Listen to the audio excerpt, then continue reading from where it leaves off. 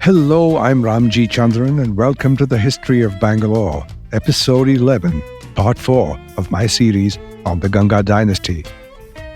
Now, if you have strayed in here without listening to the previous episodes, really, there's no problem. Stay right with me. You can listen to every episode by itself. But if you are intrigued by the history of the Bangalore region, then you must try to find the time to listen to the other episodes on this channel. I promise you, it'll be worth it. Now, I left you in the last episode at the end of the reign of one of the Deccan's greatest monarchs, Durvinita. That means I am beginning now with the rest of the history of the Talakadu Gangas. But first, I must pause to thank my sponsors who have made this project possible, the Prestige Group. Building cities, one landmark at a time, they transform dreams into reality. You can be a part of the future. Simply add prestige to your life. All right, here we are at the end of Durvinita's reign. It is the year 535 AD. Now, different historians have different opinions about the date, but I will address this later on. Back to Durvinita. I am repeating myself, but I think it is significant to point out that his reign was pivotal to the fortune of the Gangas, because by this time, the Gangas were slipping deeper and deeper into the arms of the Vatapi Chalukyas as their feudatories, which meant that the Gangas inherited all the enemies of the Chalukyas, and the Chalukyas inherited all the Ganga friends. Yet, by marital alliance between the two dynasties, the Gangas had developed a strong loyalty to the Chalukyas, but they retained a considerable amount of autonomy in practice, and this is a fact that would come to trouble them in later years. Now, to set the stage, the years after this point, which is now in the mid-6th century, the years were tumultuous. There was constant tension among the different dynasties of the Deccan, and things were no longer the same. The history of the Gangas ceased to be their own. It was necessarily interwoven with all the goings-on in the several other kingdoms around the south.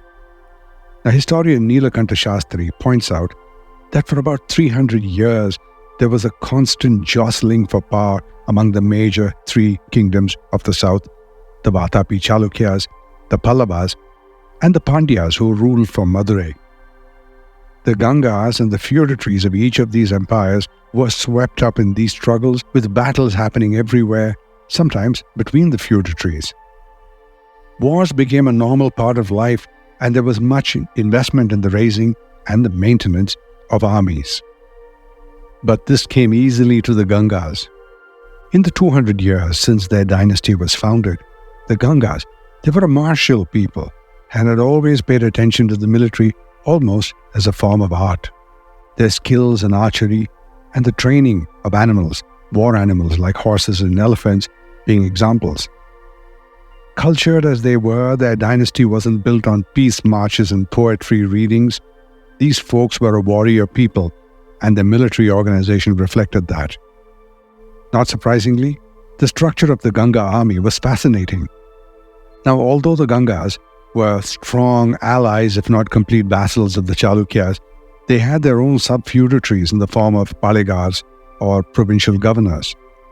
Indeed, most armies during the time likely resembled a feudal system.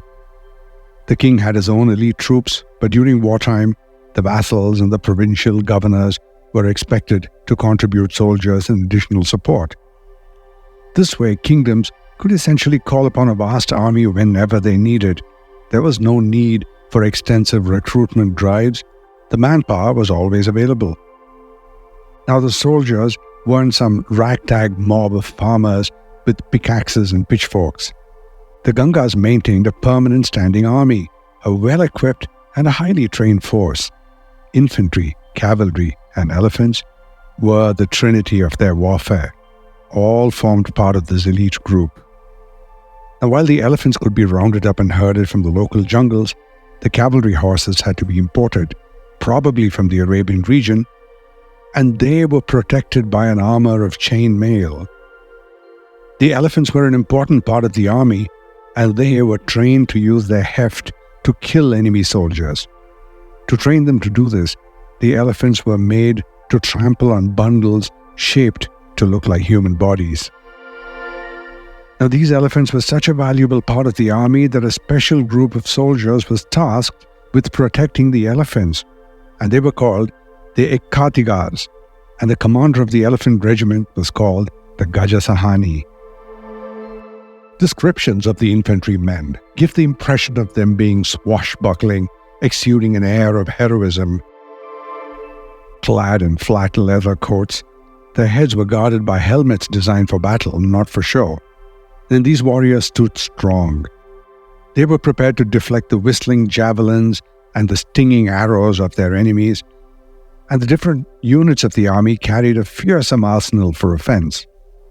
They had what they called bucklers for close combat, broadswords for sweeping cuts, lances for sticking the enemy from a safe distance, and a hail of their own arrows and javelins that they brought to rain down upon the enemy to a plan. But some of these arrows may have had more than just sharp points. Benjamin Lewis Rice seems to have thought that the Gangas may have had some form of firearms.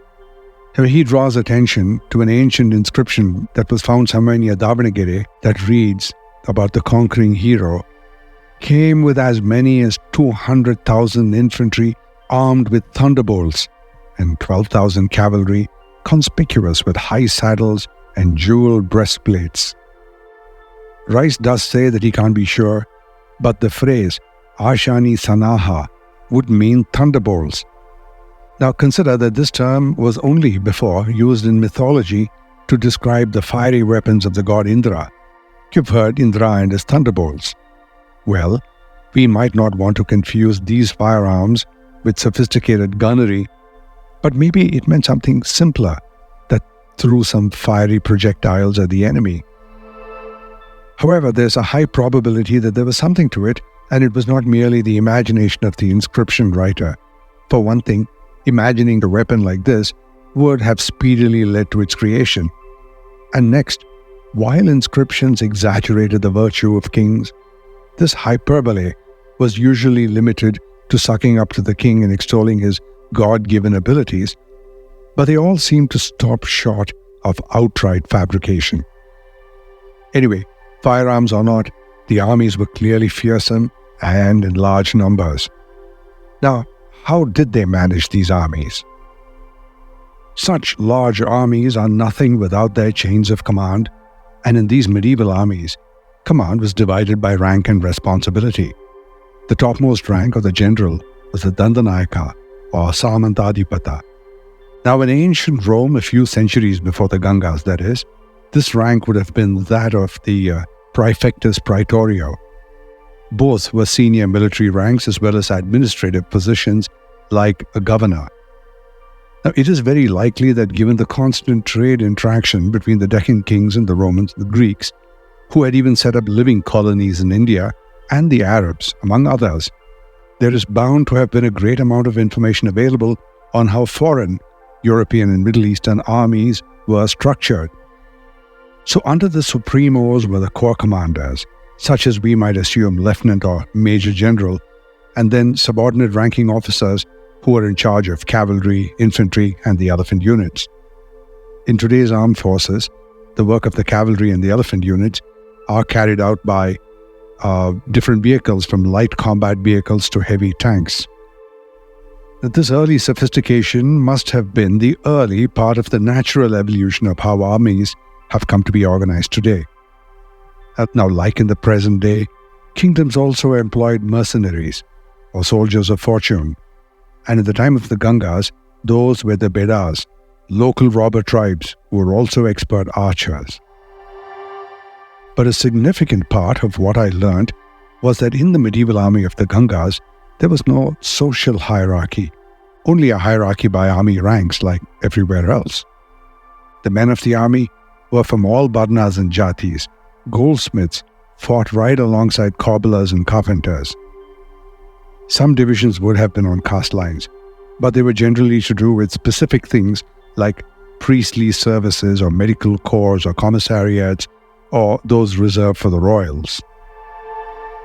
there was a great amount of tactical training, such as how to scale sheer mountain cliffs and capture hill forts, how to train and control elephants, and of course, cavalry skills, archery and sword fighting, all a natural part of the training regimen. With all this, the armies of the kingdom and those of the feudatories were always at the ready and available at very short notice. Even so, inscriptions tell us that on the eve of battles, the king's senior council would advise him to delay and, if possible, avoid the expensive and destructive business of war. Instead, they advised the king to battle the enemy more in symbolic form, by either making elephants of opposing camps battle each other in water. This was called the Jalayuddha, or soldiers engaging in one-on-one combat, called the Mallayuddha. But history tells us that no matter what common sense would dictate, it has always been a challenge to keep man from war. And so on the day of battle, the sound of conches and horns that mimic the trumpeting of elephant and bass drums that could be heard at great distance away heralded the advance of an army. By one inscription, the deep-voiced drum, when sounded, could be heard from afar, elating the spirits of the soldiers and striking terror into the hearts of the enemy. And thus, battles began.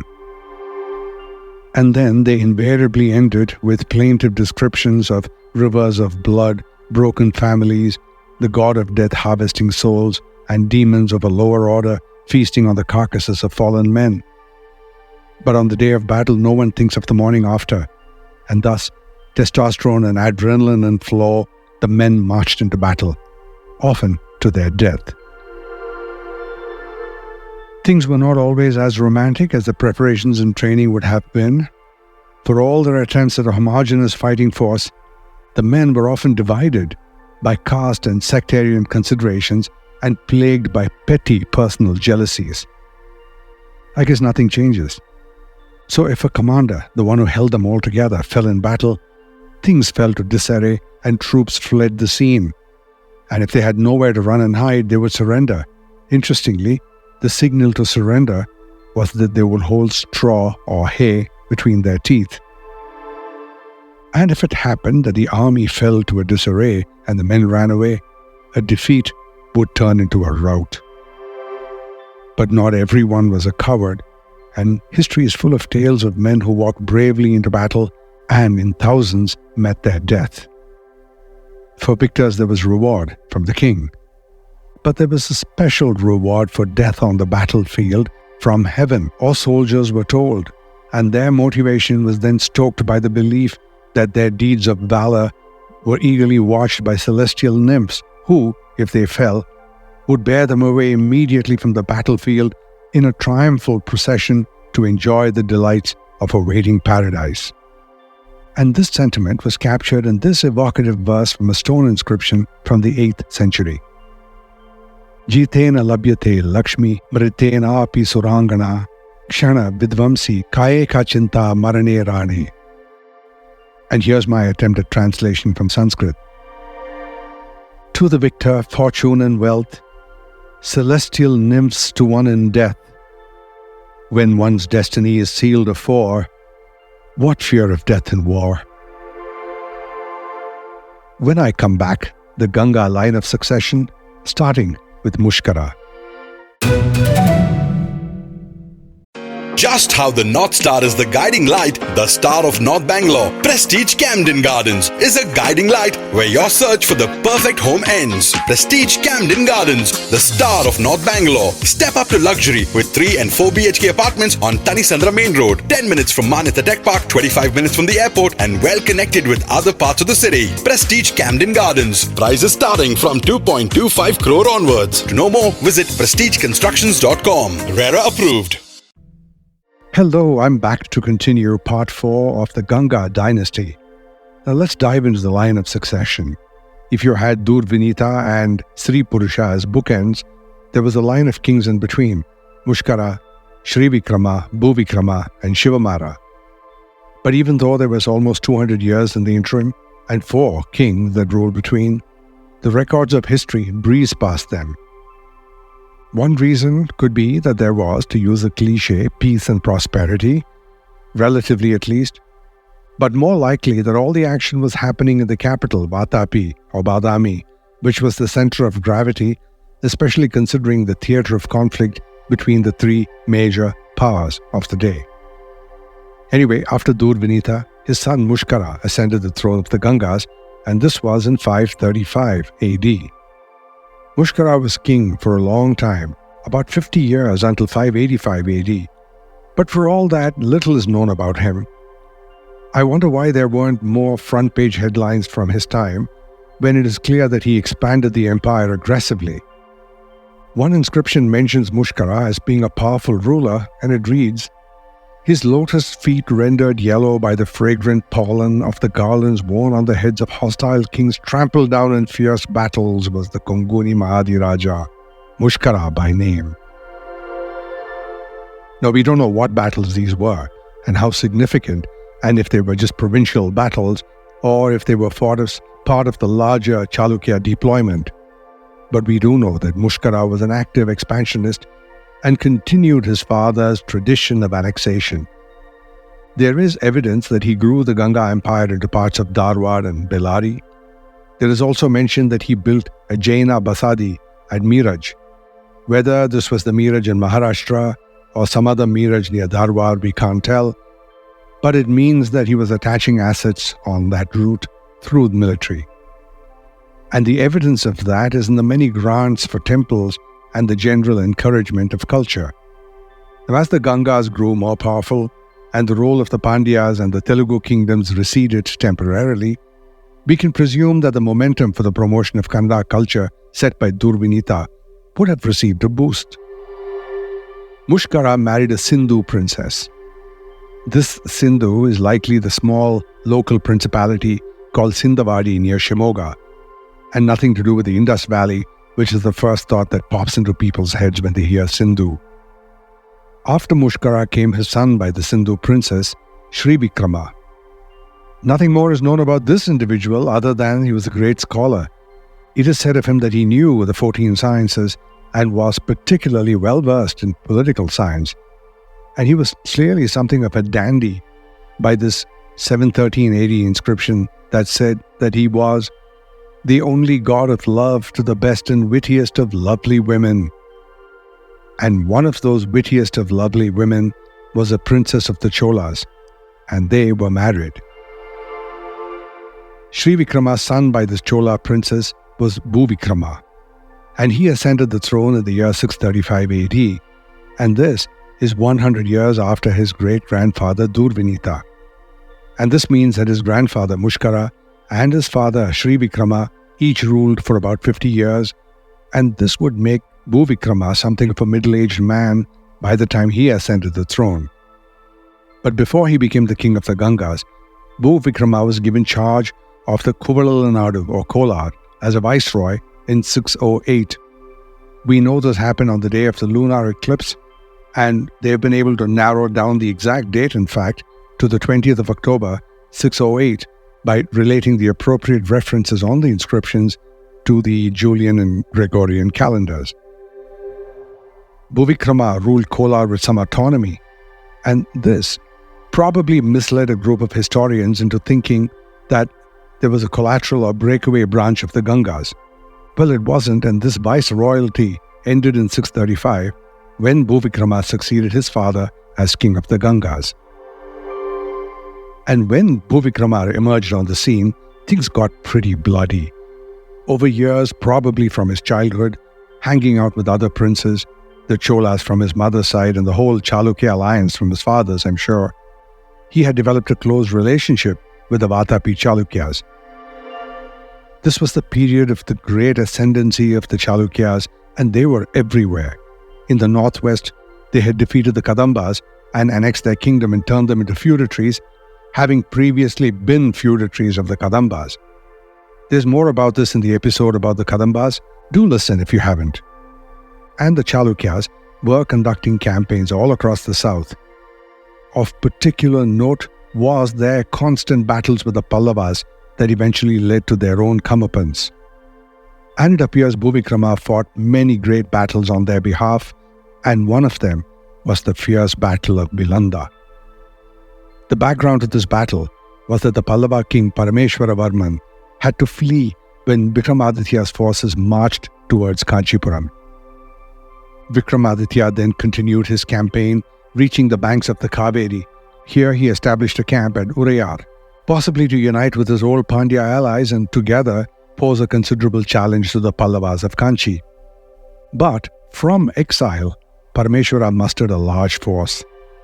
With an army at his command, he challenged Vikramaditya's ally, Bhuvikrama, to a battle at Vilande. The battle did not go well for the Pallavas, and Bhuvikrama won decisively. And here is a graphic description of that battle by an inscription. Trodden by the feet of 100 elephants, maddened with the streams of blood issuing from the door of the breasts of the warriors, forced open by all manner of weapons. It goes on to describe the spoils of war. In the enjoyment of fortune obtained by victory in 100 fights, who, having made Pallava hastily take up his abode in a hill fort, hiding behind the leafy branches, took by force the beauties of his female apartments, and swiftly bound them, and brought into subjugation also the whole of his territory, and seized his jewel necklace, the illustrious head jewel of kings, Manasija, the god of love, in brightest splendor. In other words, his elephant routed the enemy and scattered them, and then Bhuvikrama raided the palace harem, or whatever they called it back then, and abducted all the women that he fancied. Another inscription in another place swears that they fancied him back. Now in this inscription, the reference to forced into subjugation the whole of his territory is not true, because at no point did Bhuvikrama annex the whole of the kingdom of the Pallavas, but significantly, he took the jewel in the crown, quite literally, when he snatched the famous Ugrodaya jewel from Parameshwara's head. And this was spoken about for centuries to come. Now Parameshwara was undefeated in spirit, regrouped, and confronted the Chalukya forces at Peruvadnallur. Parameshwara won that battle and laden with spoils, having even clashed with Vikramaditya's kin, his son Vinayaditya and grandson Vijayaditya. Now it is not known if Bhuvikrama was involved in this battle, and although we know that the Pallavas recovered the Ugrodaya in later years, the question hangs as to whether this happened in this battle.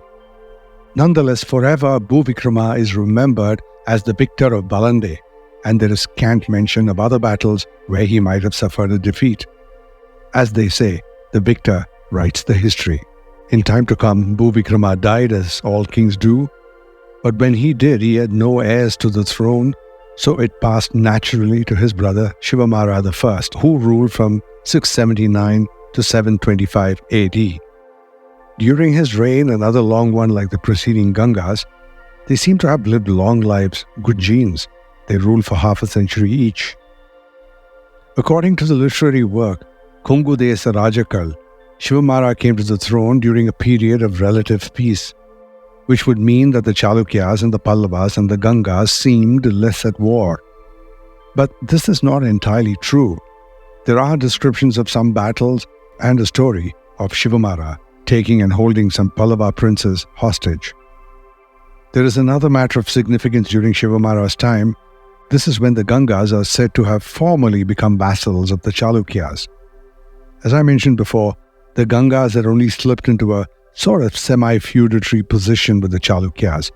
Their relationship was not only close through matrimony, but also because both had a vest in preventing the Pallava advance. So in fact, the Gangas had not formally accepted the suzerainty of the Chalukyas, and they had assumed the position of friendly equals, at worst, junior allies. While earlier Chalukya kings had treated the Gangas with respect and deference, and even gratitude for having helped Vikramaditya to the throne, this did not sit well with the later generations, particularly Vinayaditya, who didn't care, and he took advantage of a time when Shivamara was busy consolidating his south positions, and Vinayaditya attacked the Gangavadi heartland.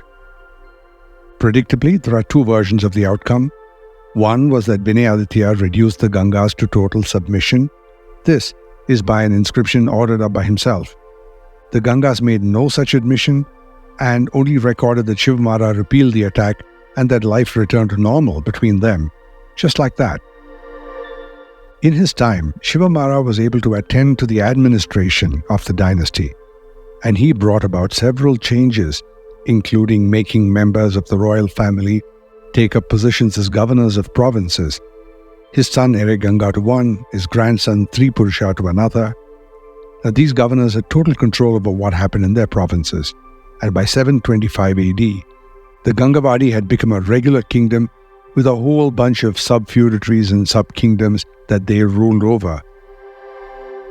Clearly, the family thought well of him because in later years, Tripurusha issued a grant praising his grandfather for protecting the four varnas according to Dharma, for protecting his subjects like a father, for managing resources to the extent of having a full treasury, and for keeping his enemies at bay.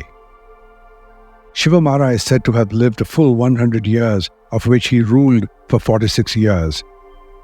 And because his son Ganga sadly died before he did, he was succeeded by his grandson Tripurusha. And now we find ourselves in the 8th century, in 725 AD, on the eve of the reign of the most important king after Durvinita, Tripurusha. Follow us so you can get an alert when the next episode is out. It won't be long because I am eager to get back into the lives of the irrepressible Gangas, and I'll see you very soon. I am Ramjee Chandran, and this is the History of Bangalore.